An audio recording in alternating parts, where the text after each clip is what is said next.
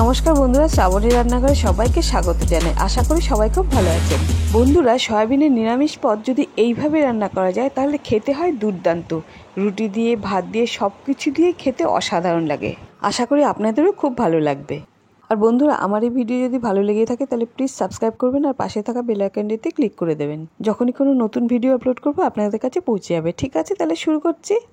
আমি এখানে কিছুটা পরিমাণ টক দই ছাঁকনিতে ছাঁকতে দিয়েছি যাতে জলটা ঝরে যায়। জল ঝরা টক দইটাই ব্যবহার করব। এবার একটা বাটির মধ্যে 25 গ্রাম মতো পোস্ত নিয়েছি। তার মধ্যে 25 গ্রাম মতো কাজু বাদাম নিয়েছি আর কিশমিশও নিয়েছি ওই রকমই পরিমাণ।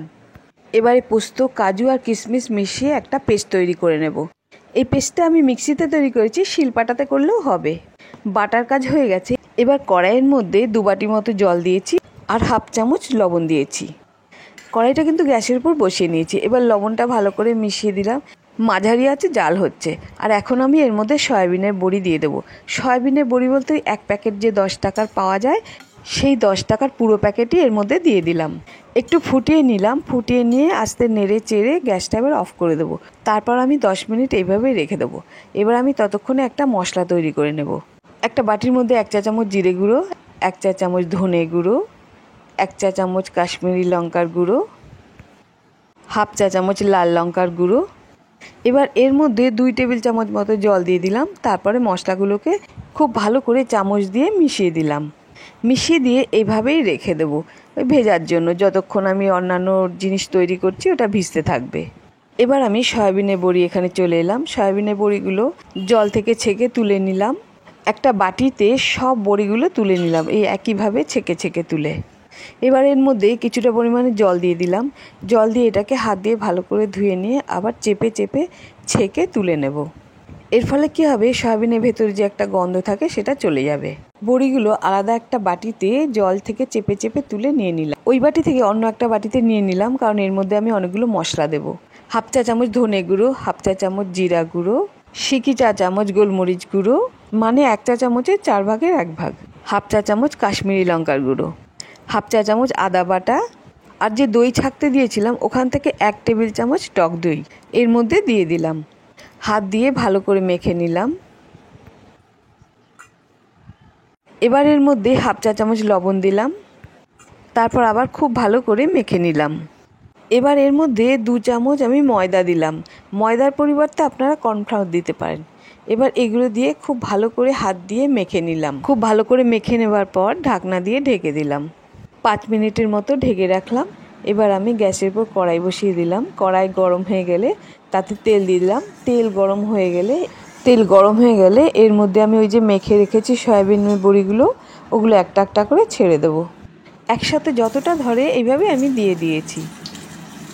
এক সাইডে কিছুটা ভাজা হয়ে যাওয়ার পর উল্টে দিলাম।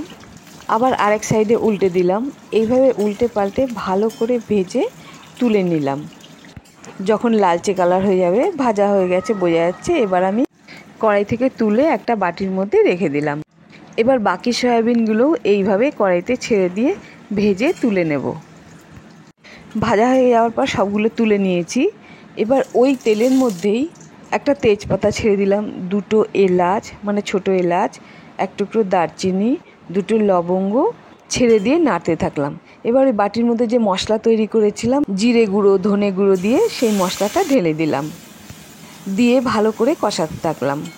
মশলাগুলো কষাতে কষাতে যখন একটু তেল ছেড়ে আসবে তখন এর মধ্যে হাফ চা চামচ আদা বাটা দিয়ে দিলাম। আদা বাটা দিয়েও ভালো করে নাড়তে থাকলাম। ভালো করে নাড়তে থাকতে হবে যাতে কড়াইতে না লেগে যায়। লেগে গেলে পুড়ে যাবে, তখন তেতো হয়ে যাবে, স্বাদ নষ্ট হয়ে যাবে। এবার যে কাজু পোস্ত বাটা করেছিলাম ওই মশলাগুলো এর মধ্যে দিয়ে দিলাম। দিয়ে ভালো করে নাড়তে থাকলাম। কিছুক্ষণ নাড়াচাড়া করার পর এর মধ্যে একটু লঙ্কা বাটা দিয়ে দিলাম। লঙ্কা বুঝে দেবেন, কারণ আগে লঙ্কার গুঁড়ো এগুলো দেওয়া হয়েছে। যারা যেমন ঝাল খান সেই বুঝেই দেবেন। এবার এর মধ্যে হাফ চা চামচ হলুদ গুঁড়ো দিয়ে দিলাম। হাফ চামচেরও কম দিয়েছি। হলুদ গুঁড়ো খুব বেশি না দেওয়াই ভালো। দিয়ে ভালো করে নাড়তে থাকলাম। এবার 1 টেবিল চামচ দই ভালো করে ফেটিয়ে নিলাম। ফেটিয়ে নিয়ে সেই দই এর মধ্যে দিয়ে দিলাম। দই দিয়ে খুব ভালো করে মিশিয়ে নিলাম যাতে মশলার সাথে খুব ভালো করে মিশে যায়। দই ভালো করে মিশিয়ে নেবার পর এর মধ্যে আমি স্বাদ মতো লবণ দিয়ে দিলাম। লবণ সবসময় নিজেদের স্বাদ মতোই দেবেন। কিছুক্ষণ নেড়ে চেড়ে নেওয়ার পর এর মধ্যে আমি হাফ চা চামচ চিনি দিয়ে দিলাম। চিনি দিলে এর স্বাদ খুব সুন্দর হয়। আর রঙও খুব সুন্দর হয়। এবার নাড়তে নাড়তে দেখুন এর মধ্যে থেকে তেল ছেড়ে আসছে। এর মধ্যে কিছুটা পরিমাণ জল দিয়ে দিলাম, দিয়ে এটাকে ভালো করে নাড়তে থাকলাম।